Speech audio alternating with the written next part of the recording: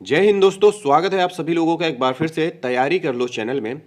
दोस्तों हम यहाँ पे बात कर रहे हैं नॉर्मलाइजेशन की। एनटीए यूजीसी नेट का जो एग्ज़ाम हुआ था, उन एग्ज़ाम्स के लिए क्या नॉर्मलाइजेशन होगा, ये क्वेश्चन सारे स्टूडेंट के मन में है। तो उसी से रिलेटेड ये वीडियो हमने यहाँ पे लाई है, उसमें सारी चीज़ें हम लोग बताने वाले हैं। जैसा कि एनटीए ने अपनी जो फाइनल आंसर की है वो जारी कर दी है, उस पे जो आपत्ति वाले क्वेश्चन थे उन पे जो आपत्ति दर्ज करनी थी वो भी 24 जनवरी तक दर्ज करनी थी, वो भी हो चुकी है। तो अब यहाँ पे सिर्फ इंतज़ार हो रहा है कट ऑफ की फाइनल रिजल्ट की। तो दोस्तों यहाँ पे जो सबसे बड़ा सवाल है स्टूडेंट्स का वो है कि क्या नॉर्मलाइजेशन होगा, और होगा तो उसमें क्या नंबर बढ़ेंगे या घटेंगे। तो नॉर्मलाइजेशन में दो ही चीज़ें होती हैं, या तो नंबर घटते हैं या नंबर बढ़ते हैं।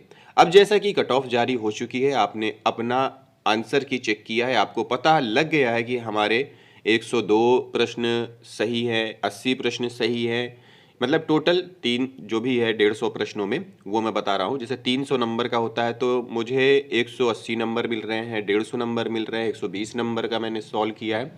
तो ये चीज़ें आपको पता लग गई हैं। अब आपको जब ये पता लग गया है कि आपने इतने नंबर का सही किया है तो कट ऑफ कितनी जाएगी ये भी आप एक अंदाज़ा लगा देते हैं कि एससी की है तो लगभग 45 कट ऑफ जाएगी, जनरल की है तो लगभग 55 टू 60 के लगभग कट ऑफ होगी। तो ये सारी चीज़ें आपके मन में एक मैप बन गया। लेकिन एक सवाल है कि क्या नॉर्मलाइजेशन होगा, और होगा तो किन सब्जेक्ट्स का होगा, और अगर जिन सब्जेक्ट्स का होगा तो क्या उसमें नंबर हमारे घटेंगे या बढ़ेंगे।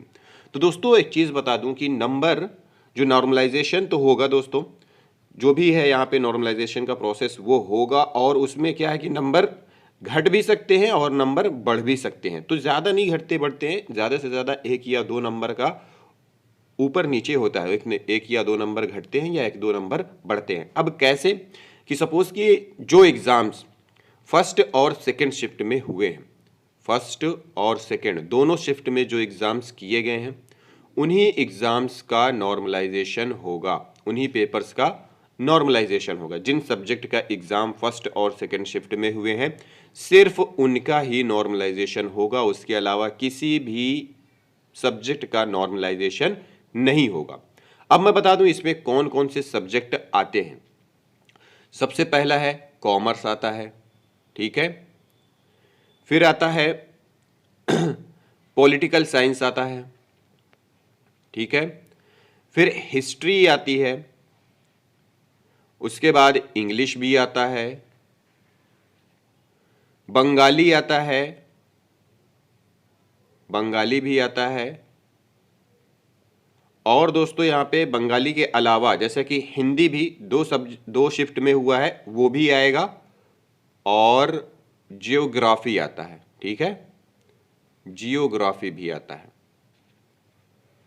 तो ये हुआ क्या, इन सब्जेक्ट्स का ही नॉर्मलाइजेशन होगा। Commerce, political science, history, English, Bengali, geography और हिंदी। अगर आपको लगता है और कोई सब्जेक्ट 2 शिफ्ट में किए गए हैं तो आप मुझे बता सकते हैं, उनके बारे में भी हम लोग यहाँ पे एक बार देख सकते हैं। तो उन सब्जेक्ट का भी नॉर्मलाइजेशन होगा। तो सीधी सीधी बात है कि जो सब्जेक्ट 2 शिफ्ट में हुए हैं, मतलब फर्स्ट और सेकेंड शिफ्ट में जो सब्जेक्ट का एग्ज़ाम कराया गया है सिर्फ उन्हीं का नॉर्मलाइजेशन होगा, इसके अलावा किसी भी सब्जेक्ट का नॉर्मलाइजेशन नहीं होगा।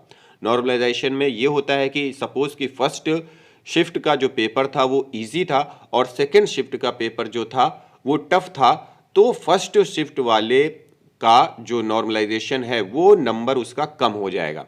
अगर सेकंड शिफ्ट वाले का इजी था, फर्स्ट शिफ्ट वाले का पेपर कठिन था, तो जो सेकंड शिफ्ट वाला है उसका नंबर कम हो जाएगा, और जो इजी वाला है या कठिन वाला है तो उसका नंबर बढ़ जाएगा। तो इस तरह से यहाँ पे नॉर्मलाइजेशन होता है। तो आप देख लें कि आपने किस सब्जेक्ट का एग्ज़ाम दिया है। अगर ये सारे सब्जेक्ट मतलब कॉमर्स हो गया, पॉलिटिकल साइंस हो गया, हिस्ट्री हो गई, जियोग्राफी हो गई, इंग्लिश हो गई, हिंदी हो गई, अगर ये सब्जेक्ट आपके उसमें हैं, बंगाली हो गई, तो इन सब्जेक्ट्स का अगर आपने एग्ज़ाम दिया है तो आपका नॉर्मलाइजेशन होगा। तो 1 नंबर घट या बढ़ सकता है, 2 नंबर घट या बढ़ सकते हैं।